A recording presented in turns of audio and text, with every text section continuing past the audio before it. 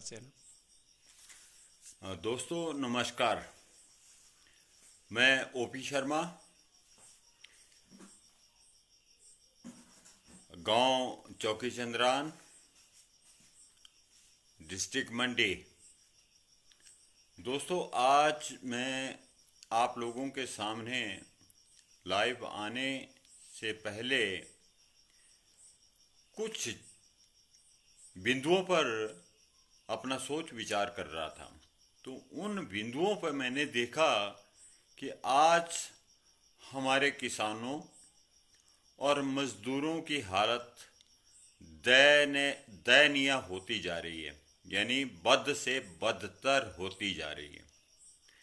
ये जो विचार मेरे दिमाग में आया वो इसलिए आया कि 2 दिन पहले मेरे पास बिहार से कुछ मजदूर जो थे वो काम की तलाश में मेरे से संपर्क किया और मुझसे उन्होंने रिक्वेस्ट की कि हमें काम दीजिए। तो ये तो बाहर के प्रदेश की बात होगी। अब मैं हिमाचल प्रदेश के किसानों और बागवानों की हालत को तो मैं बहुत पहले से जान रहा था। तो इसमें 2-3 चीज़ें मुझे अब मेरे दिल में हमेशा खटकती रहती हैं कि पिछली साल 4 फरवरी को ना, इसी वर्ष में 4 फरवरी को मैंने जनमंच के माध्यम से कुछ मुद्दे उठाए थे जो मजदूरों से संबंधित थे और किसानों से संबंधित थे, जिसमें एक मुद्दा था कि हिमाचल की जो निचली बेल्ट है उस बेल्ट के बीच में मक्की का उत्पादन बहुत ज़्यादा हो रहा है, लेकिन उस मक्की का जो मूल्य है वो किसानों को नहीं मिल रहा है। हाँ, मुझे अफसोस हो रहा है कि उस वक्त उस जनमंच की जो अध्यक्षता थी वो हमारे सम्माननीय माननीय मंत्री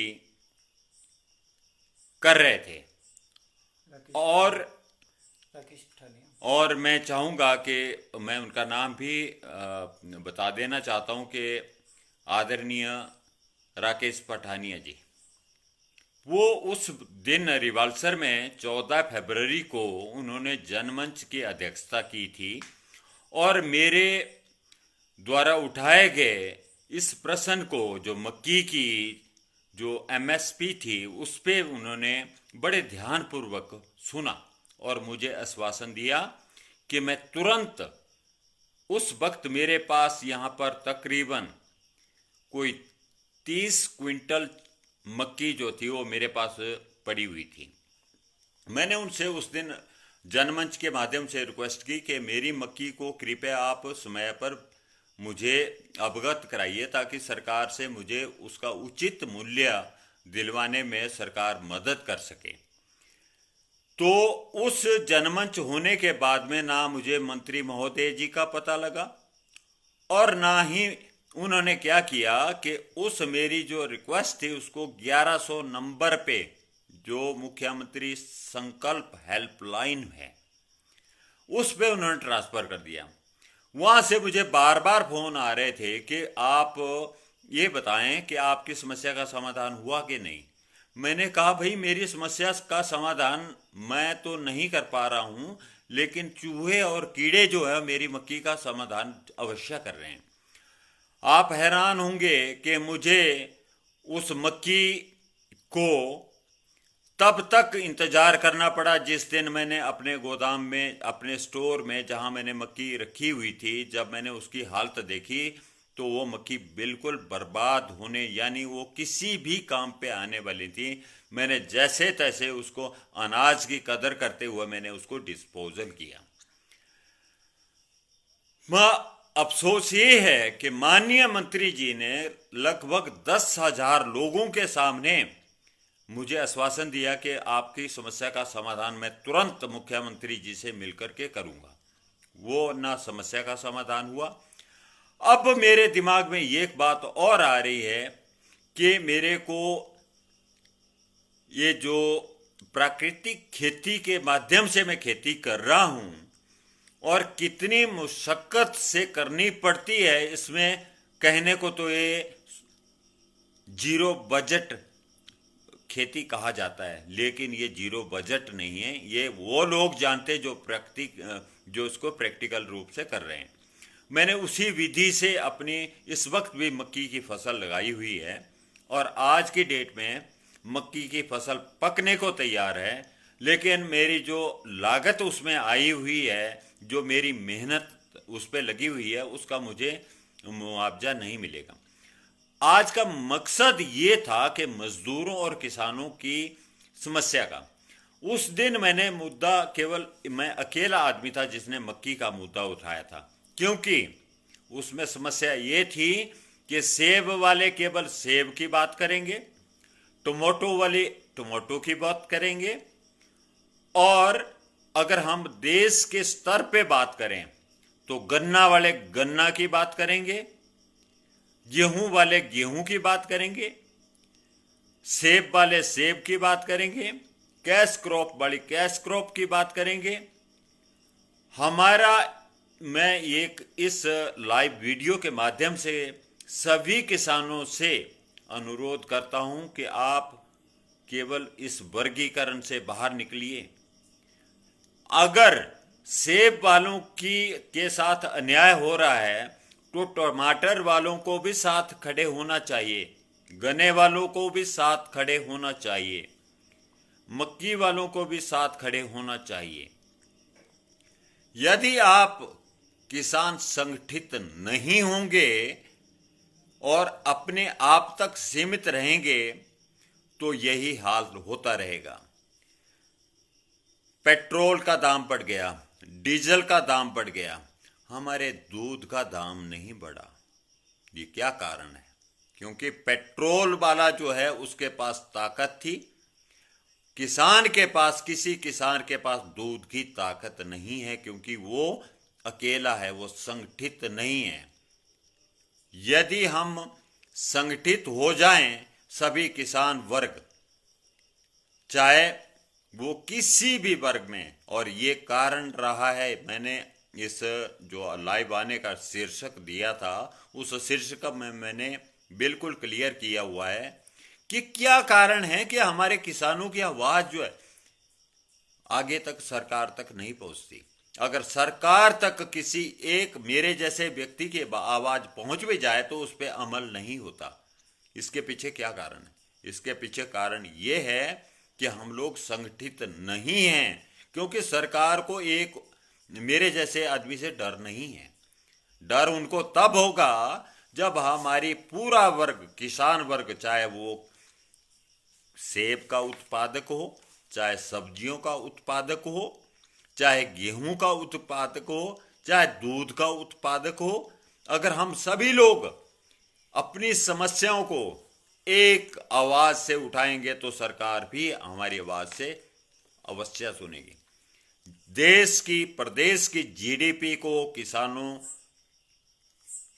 द्वारा ही उच्च स्तर पर ले जाया जा सकता है, क्योंकि हिमाचल प्रदेश में, विशेष तौर से अगर मैं हिमाचल प्रदेश की बात करूं तो हिमाचल प्रदेश में हमारे किसानों द्वारा बहुत ज़्यादा योगदान है। क्योंकि जैसे भी यदि हम अपने लिए भी अनाज उगाते हैं तो वो भी बहुत बड़ी बात है। अगर हम अपने लिए भी अगर हम अनाज पैदा करके अपना गुजारा करते हैं तो इसका मतलब हम देश के ऊपर वजन नहीं है, भार नहीं है। इसलिए हम लोगों को, किसानों को मैं ये एक रिक्वेस्ट करता हूं कि कृपा करके अपने अधिकारों को समझिए और एकजुट हो करके एक जो हमारी सरकारें, जिनको हम अपना कीमती वोट दे करके सरकारें चुनते हैं, उन सरकारों को उनकी जो ध्यान है, उनकी जो एक विचारधारा है या उनका जो रवैया है, उस रवैये को हम किसानों के प्रति सही करें। अभी हाल ही में हमारे सेब उत्पादक जितने हमारे किसान भाई, बागवान भाई, हिमाचल के जो ऊपरी क्षेत्र है, उस क्षेत्र में उन लोगों को कितना नुकसान हुआ है, जबकि उनका कुछ दिन पहले उनका रेट बहुत ठीक चला, लेकिन बाद में उनकी वो हालत हो रही है कि उनकी जो लागत तक वहां पर उनको नहीं मिल पा रही। अदानी ने वही, आज मैं आपको थोड़ा सा एग्जांपल देता हूं। आप अभी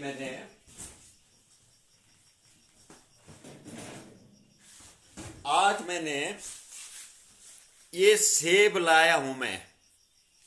ये सेब जो हैं, इस थैली में सेब हैं।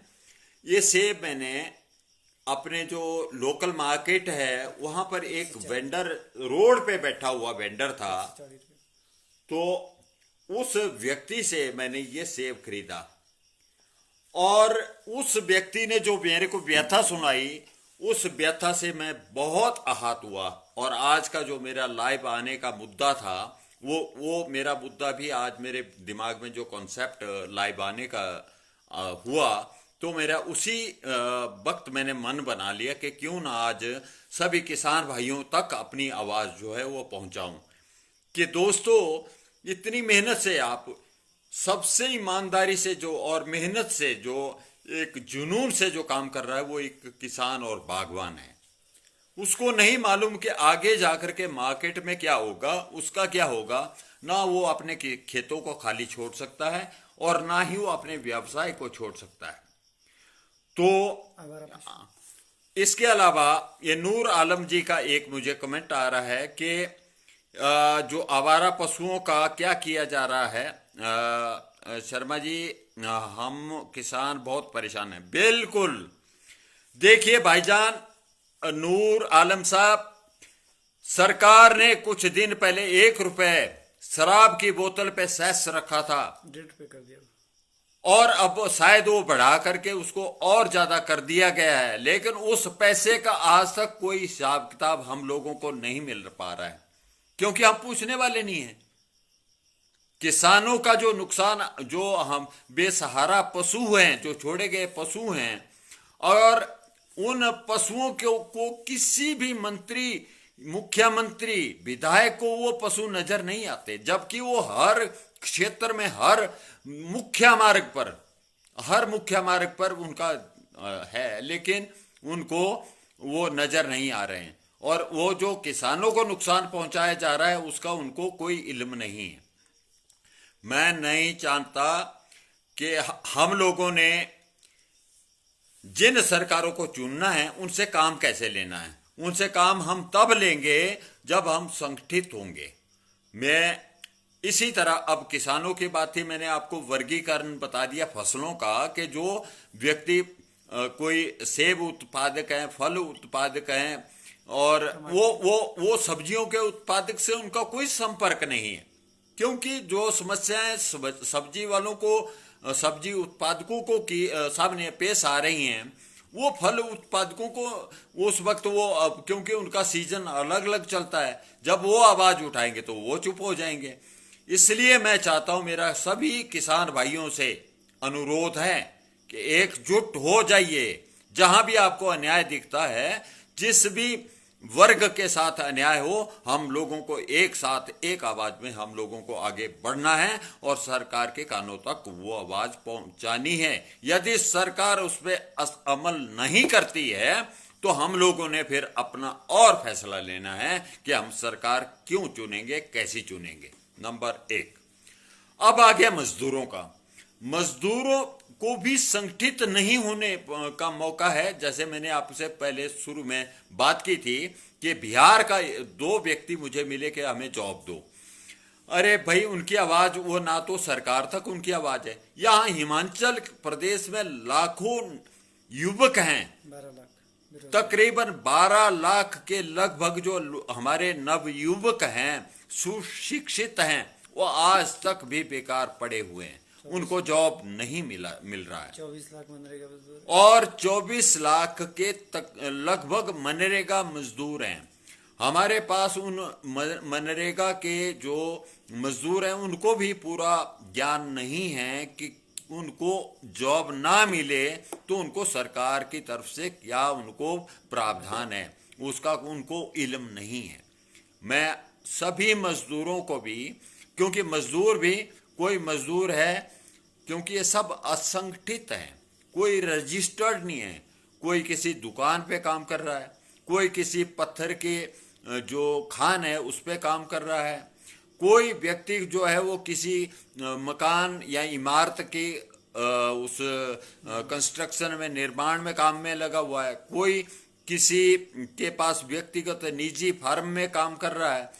लेकिन अगर सरकार को फिक्र होता तो वो हर व्यक्ति का रजिस्ट्रेशन होता।